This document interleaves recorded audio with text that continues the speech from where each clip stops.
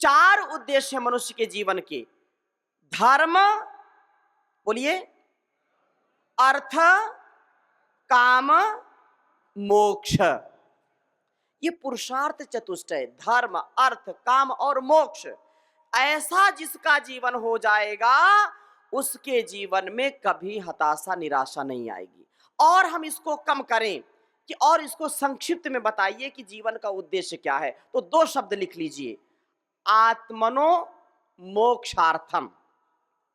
आत्मनो मोक्षार्थम जगत हिताय च। दो उद्देश्य हैं जीवन के, आत्म कल्याण और विश्व कल्याण।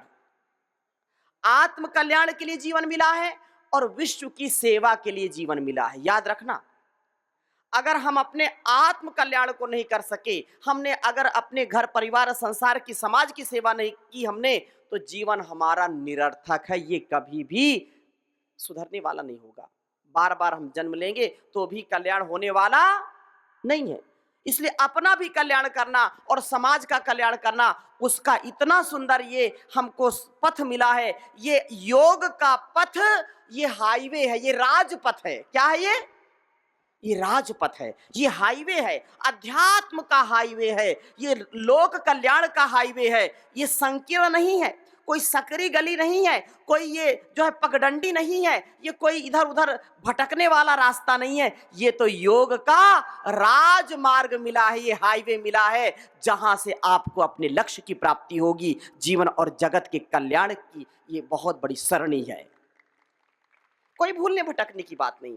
खुद भी हम दुनिया में आगे बढ़ते रहेंगे और जो है संसार के कार्यों में, सेवा में आगे बढ़ना है, और घर परिवार को भी अच्छी प्रकार से चलाना है, घर परिवार बिजनेस व्यापार को भी चलाना है ना। तो ये संसार क्या है, एक नाटक है। क्या है ये? नाटक है। तो नाटक हमको सबको करना है।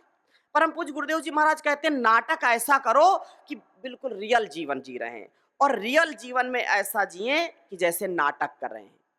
मतलब नाटक ऐसा करो कि रियल जीवन है, रियल जीवन को, वास्तविक जीवन को ऐसा जियो जैसे कि नाटक करें।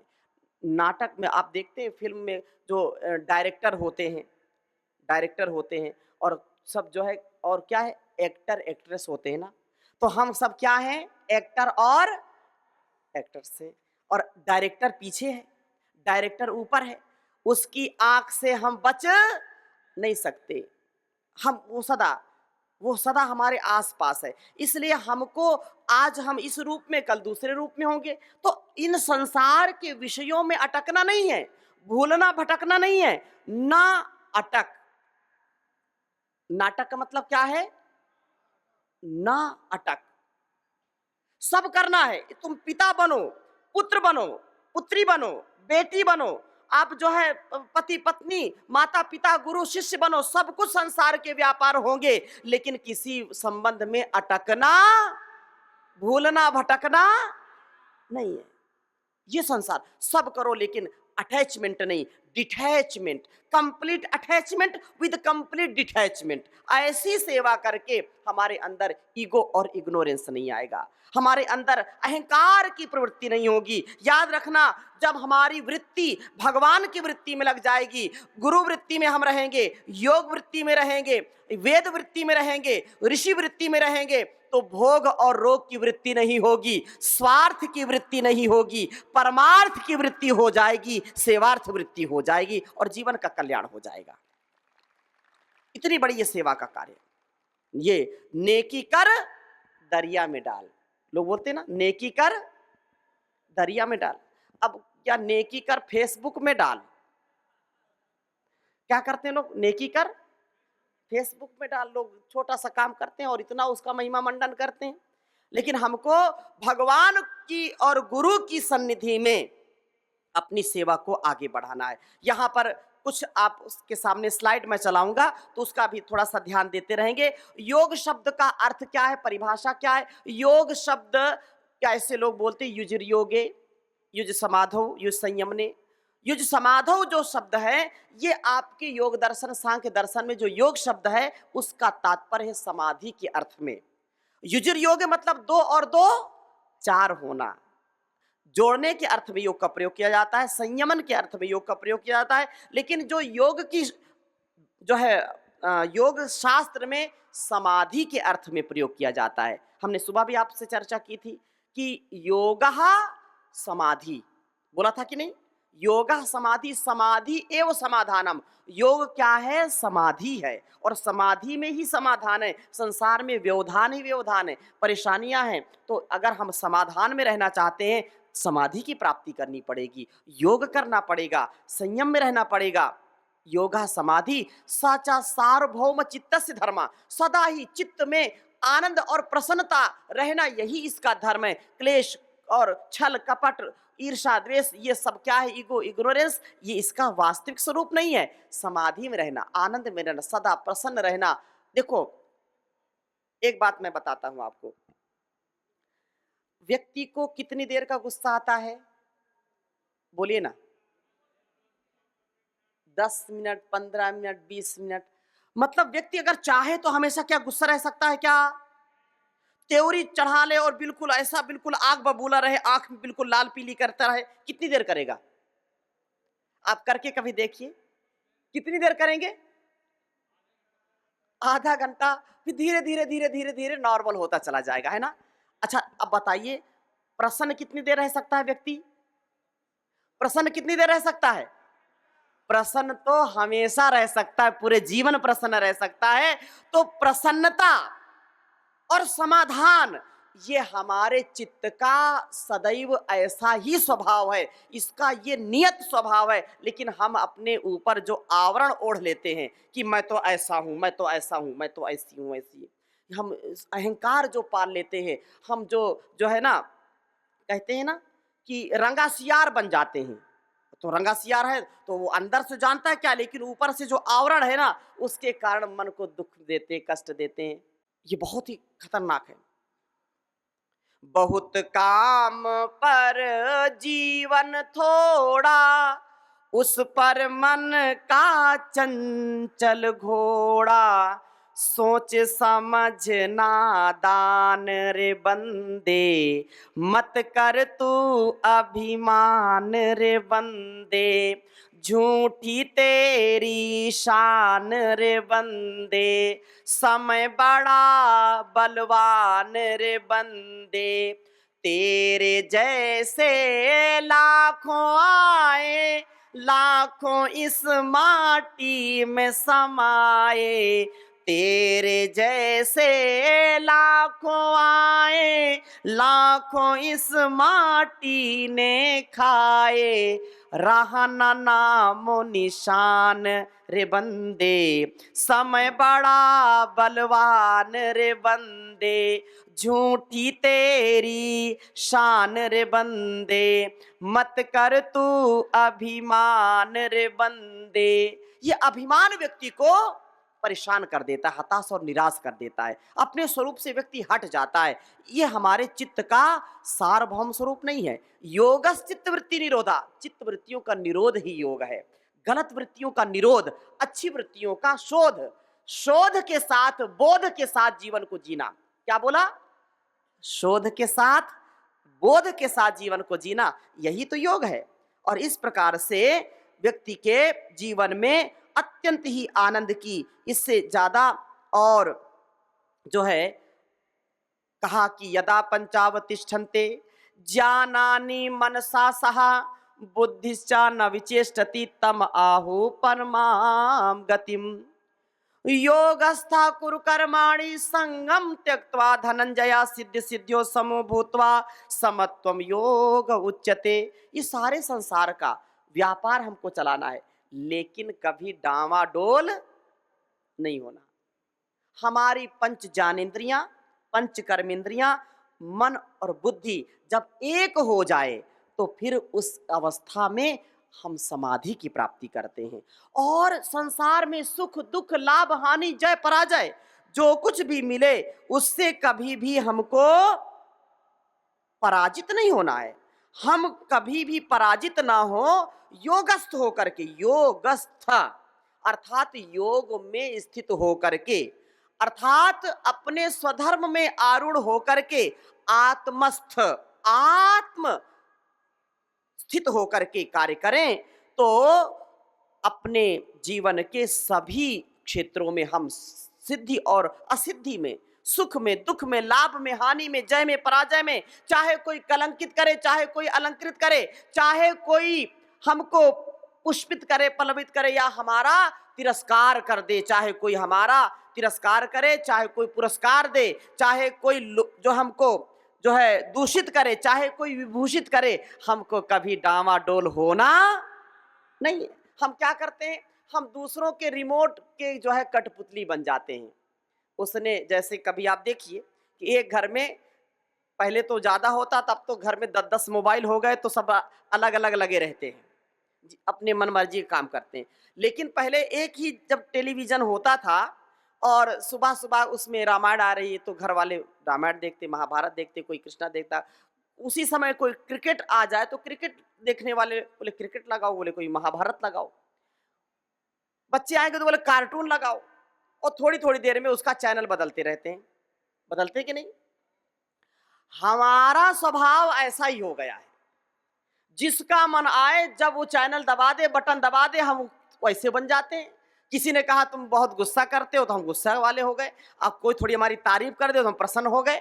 किसी ने हमको गुस्सा दिला दिया, किसी ने हमको प्रसन्न कर दिया, चाहे कोई नचा ले, चाहे कोई गवा ले, चाहे कोई हमको डिप्रेशन में ले जाए, तो हमको दूसरों के हाथ में जो रिमोट है उसकी कठपुतली कभी भी नहीं बनना चाहिए। अपना स्वयं नियंत्रण अपने आप होना चाहिए।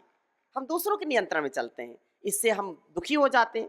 कोई बोले नहीं आप तो आजकल थोड़े दुबले हो गए, एक बार बोलेगा, 2 बार बोलेगा, दुबला नहीं है तो भी वो मारे ये बार बार बोले, इसका मतलब कुछ ना कुछ तो गड़बड़ी है। फिर वो तीसरे से पूछेगा क्या मैं दुबला हो गया हूं क्या आजकल?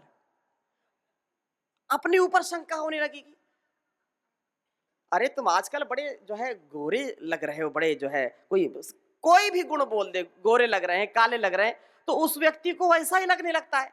इसलिए अपने आप को, अपना रिमोट अपने हाथ में रखो, कठपुतली किसी की मत बनो, भगवान का ध्यान करो। अजर अमर अविनाशी कण कण में व्यापक है, सबसे पहला उपदेशक और अध्यापक है। गुरुओं का भी गुरु है ईश्वर, गुरुओं का भी गुरु है ईश्वर, वेदों ने फरमाया कौन कहे तेरी महिमा, कौन कहे तेरी माया। सारे सूरज चांद सितारे भी तुझ में हैं, सभी समंदर सभी किनारे भी तुझ में हैं। सृष्टि के अंदर बाहर तू, सृष्टि के अंदर बाहर तू एक समान समाया, कौन कहे तेरी महिमा, कौन कहे तेरी माया। किसी ने है परमेश्वर तेरा, किसी ने है परमेश्वर तेरा, अंत कहीं ना पाया, कौन कहे तेरी महिमा, कौन कहे तेरी माया। तो भगवान को ही नाजिर हाजिर मान करके हम सबके हृदय में विराजमान उस भगवान को अपने मन मंदिर में बसा करके उसकी आवाज को आप सुनिए, बाहर की आवाज को मत सुनिए। बाहर के कोलाहल में आप खो जाएंगे, आप भीड़ में खो जाएंगे। याद रखना, भीड़ भाड़ में जाती है। भीड़ कहाँ जाती है? हाँ, तो भीड़ का हिस्सा नहीं बनना। आपको अपना पथ स्वयं चुनना है और आपके गुरु का ज्ञान आपके जीवन का और इस जगत का कल्याण करने वाला, उसमें कभी कोई संशय नहीं करना, कभी उसमें कोई गफलत नहीं करना, मन में कोई भ्रम नहीं होना चाहिए। आपको लक्ष्य की प्राप्ति होगी तो योग के रास्ते पर चलिए। सुख दुख लाभ हानि जय पराजय सब स्थितियों में समत्वम योग उच्यते, समता में रहिए। आपकी समता ममता क्षमता नम्रता सब प्रकार से बढ़ेगी और इसी प्रकार से योगः कर्मसु कौशलम, योग की सेवा से कर्मों की कुशलता आ जाती है। अपने आप हमारा जीवन इतना देदीप्यमान हो जाता है कि हमारे जीवन में कोई कष्ट नहीं आता, सारा कष्ट नष्ट हो जाता है, सारा संकट कट जाता है, सारे बादल छट जाते हैं, सारे दुख हट जाते हैं जब व्यक्ति अपने कर्तव्य पर डट जाता है। अपने आप को वहां पर समर्पित होकर के आप अपने कर्तव्य का पालन करिए। और ये सारे श्लोक यहाँ पर जो है श्रीमद् भगवत गीता के हैं, तो इनको आप जो है जरूर करें। योग सेवा का अर्थ भज सेवायाम से योगम सेवते भजते आचरति अनुतिष्ठति वा, नित्य योगानुष्ठान में निरत रहना, आचरण में उतारना एवं योग करना और कराना, यही योग की सेवा है। योग सेवा का अर्थ क्या है? यत्रो परमते चित्तम निरुद्धम योग सेवया यत्र चैवात्मनात्मानं पश्यन्नात्मनि तुष्यति। योग अनुष्ठान से, परमात्मा के ध्यान से, योग अनुष्ठान से, परमात्मा के ध्यान से शुद्ध हुई सूक्ष्म बुद्धि द्वारा परमात्मा के आनंद में संतुष्ट रहना, इस योग सेवा से मिल सकता है। याद रखना, कभी कभी लोग बोलते हैं अच्छा आप योग करते कराते कुछ ना कुछ तो मिलता होगा तभी तो कराते होंगे। ये हमारे राज्य प्रभारी बैठे, पूरा जीवन लगा दिया, तो तन मन धन लगा दिया। लोग बोलते अच्छा पतंजलि से जरूर कुछ ना कुछ मिलता होगा, टीए तो मिलता ही होगा। लोग बोलते हैं ना। अच्छा कई बार बोलो कि आपको वहां चलना, अच्छा क्या मिलेगा? कुछ पैसा मिले तो बताओ। मतलब लोगों को इतना लोभ है कि वो ऐसा कार्य करते हैं। तो कहा कि देखो परमात्मा की प्राप्ति का लक्ष्य है योग। योग का तात्पर्य यही है, यम नियम आसन से लेकर के अंतिम जो पड़ाव है हमारा, जो लक्ष्य है वो क्या है? समाधि, मोक्ष की प्राप्ति, मुक्ति की प्राप्ति। हम ऐसे समाधान में रहें तो उसका ये दिग्दर्शन यहाँ पर किया है कि योग के अनुष्ठान से संभव होगा, और योग के अनुष्ठान से, परमात्मा के ध्यान से शुद्ध हुई सूक्ष्म बुद्धि द्वारा परमात्मा के आनंद में संतुष्ट रहना। संसार के सुख में दुख मिलता है। जो सुख की कामना करेगा उसको क्या मिलेगा? क्षण भर का सुख और दीर्घ काल का दुख। और जो मजा चाहता है, बड़ा मजा आ गया, तो जहां मजा है वहां सजा है। जो पार्थिव सुख है ना, कितनी देर का, क्षणिक सुख। लोग अच्छा ऐसे ऐसे गाने बनाते हैं, तेरे चेहरे से नजर नहीं हटती, आंखी फूट आई, फूटेगी आंखी बावड़े। क्या बोलेंगे? झील जैसी आंखें, अरे डूब के मरेगा क्या उसमें? ऐसे ऐसे गाने बनाएंगे। मेरे दिल के टुकड़े हजार हुए, कोई यहां गिरा कोई वहां गिरा। अरे दिल है कि चने की बोरी? बोलिए। ये ऐसे ऐसे ये संसार का जो ये क्षणिक सुख है ना, जो लोग बोलते हैं ना, ये कल्पना भी कर सकते हैं। जिस आंख को, जिस चेहरे को देख करके लोग प्रसन्न हो जाते हैं, बड़ा बड़ा लगता है ना। अगर 2 दिन मुंह ना धोए, बदबू आने लगे कि नहीं? बोलो। आंखों से कीचड़ आए, नासिका से गंदगी निकले, मुंह से गंदगी निकलती ही है, तो क्या उसको देखना पसंद करेंगे? नहीं, कोई देखना नहीं पसंद। हटो हटो जल्दी हटो, कोई बगल में बैठाना भी नहीं चाहेगा। ये दुनिया रंग रंगीली है, ये दुनिया रंग रंगीली है, अंदर इसके कूड़ा करकट, बाहर से चमकीली है, ये दुनिया रंग रंगीली है। फैशन के दौर में गारंटी की इच्छा ना करें। बाहर से तो बड़ा जो है पैकिंग बड़ी अच्छी है, पैकेजिंग बड़ी अच्छी है, लेकिन अंदर क्या है? सब कचरा भरा हुआ है, कूड़ा कूड़ा कचरा भरा हुआ है। तो ये ऐसे ये संसार के सुख में दुख मिलेगा। जितनी इसकी क्वांटिटी बढ़ाएंगे, क्वालिटी घटती चली जाएगी। क्या शब्द बोला? जितनी इसकी क्वांटिटी बढ़ाएंगे, पार्थिव सुख जो है, पार्थिव सुख की कामना जो करेगा व्यक्ति, तो पार्थिव सुख जो पृथ्वी से मिलता है। आप में से बहुत लोगों को कुछ भोजन में ज्यादा कुछ विशेष पसंद होगा। सुन लीजिए क्या पसंद है खाने में? मीठा। क्या मीठा? सैकड़ों प्रकार का मीठा है ना, रसगुल्ला, जलेबी, खीर। खीर बहुत पसंद है। तो खीर कितनी खा सकते हैं? 1 कटोरी, 2 कटोरी, 10 कटोरी, 20 कटोरी। आप इसकी जरा परीक्षण करना। जिसको जो पसंद है, पहली बार जो खाएंगे उसमें बड़ा स्वाद आएगा, फिर दोबारा खाएंगे उसमें कम हो गया, तिबारा खाएंगे और कम हो गया। ऐसे कोई किसी को एक कटोरी खिला दे, फिर 2 कटोरी खिला दे। आप देखते हैं शादी विवाह और अन्य कार्यक्रमों में, तो पता लगा नहीं हमारे हाथ से खाना पड़ेगा, बोले नहीं हमारे हाथ से खाना पड़ेगा। 1-2 कटोरी तो खा गए, फिर और कोई आ गया, नहीं नहीं हमारे हाथ से तो खाए ना, हम तो देखा ही नहीं, खाओ। वो कटोरी पलट देते हैं, फिर भी लोग मानते नहीं। तो ऐसा यदि करेंगे तो तात्पर्य क्या, वो चीज तो बहुत अच्छी थी, लेकिन उसकी क्वांटिटी बढ़ती गई और क्वालिटी उसकी, स्वाद उसका, स्वाद वो पहला स्वाद नहीं जो पहले निवाले में स्वाद आया था, उसकी क्वालिटी घट गई। लेकिन अगर सेवा करेंगे, योग की सेवा करेंगे, भगवान का ध्यान करेंगे, गुरु का ध्यान करेंगे, तो ध्यान से जितनी आप ध्यान की क्वांटिटी बढ़ाओगे वो क्वालिटी बढ़ती चली जाएगी, आनंद आपका बढ़ता चला जाएगा। आनंद शब्द का कोई उल्टा शब्द नहीं होता है। आनंद से परमानंद मिलेगा, परम आनंद मिल जाएगा, लेकिन उससे क्वालिटी नीचे घटेगी कभी नहीं। इसलिए योग की सेवा परम आवश्यक है। सेवा, सेवा स्ववृत्ति आख्याता, वैतनिक सेवा पैसे के लिए, पैसे में तो दुनिया बिक जाती है, पैसे में क्या है। सभी पूछते हैं आप कैसे हैं जब तक आपके पास, बोलिए ना, सभी पूछते हैं आप कैसे हैं जब तक आपके पास, हाँ, लेकिन अर्थ तो आवश्यक है, अर्थ नहीं तो सारा मामला व्यर्थ है।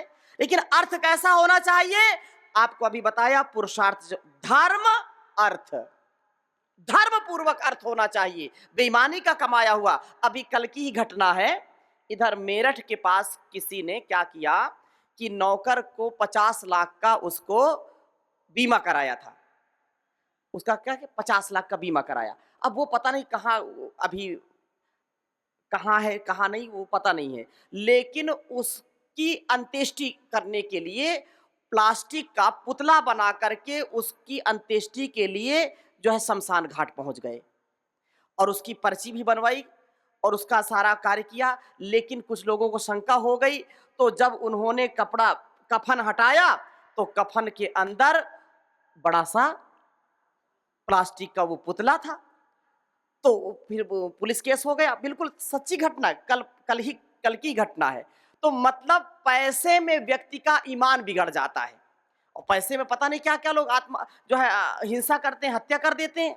तो पैसा सब कुछ नहीं है, लेकिन हाँ, आचार्य चाणक्य भी कहते हैं कि धर्मस्य सुखस्य मूलम धर्मः, सुख का मूल क्या है, धर्म, धर्मस्य मूलम अर्थ, धर्म का मूल अर्थ है, अर्थस्य मूलम राज्यम, राज्यस्य मूलम इंद्रियजय, इंद्रियजस्य मूलम विनयम, विनयस्य मूलम वृद्धोपसेवा, वृद्धोपसेवया विज्ञानम, विज्ञानेन जितात्मा भवति, जितात्मा सर्वार्थैः सह संबद्धते। याद रखना कि हमारे जीवन में धर्म पूर्वक अर्थ हो, फिर काम हो और मोक्ष हो। ये पैसे में तो सारा संसार पागल है, पगलाया हुआ है। तो पैसा सब कुछ नहीं है, पैसे सब कुछ नहीं पाया जा सकता।